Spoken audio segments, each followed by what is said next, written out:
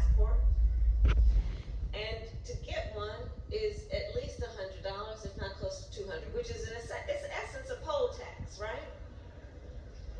On the birth certificate piece, well, if you are a woman who got married and took your spouse's name, you are among the over 60 million women in America who are in that situation, which means that if you need to prove your citizenship with your birth certificate, it will not match, for example, your driver's license, which again is an obstacle.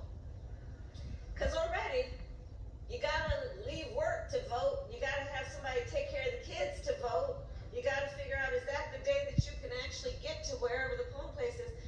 All this is happening. What else is happening? They have been purging voter rolls. What else has happened? I believe in 24 states, they have gone in and taken ballots. Fulton County. I was down in Georgia and I was asking somebody, I said, tell me something. In Fulton County, you know when they sent those federal agents to come and get the ballots? Did they take the 2024 ballots? Nope. So that one was okay, I guess. They took the 2020. And then he comes up with an executive order around mail-in voting. Well, guess who, when he's hanging out at his resort spa at Mar-a-Lago, votes by mail? So not only is the intent to obstruct clear, the hypocrisy, again, as always, abounds. Here's what I'd say. First of all, as part of our activism and our work, we're going to have to register folks to vote, as we always do. But I'd start with this.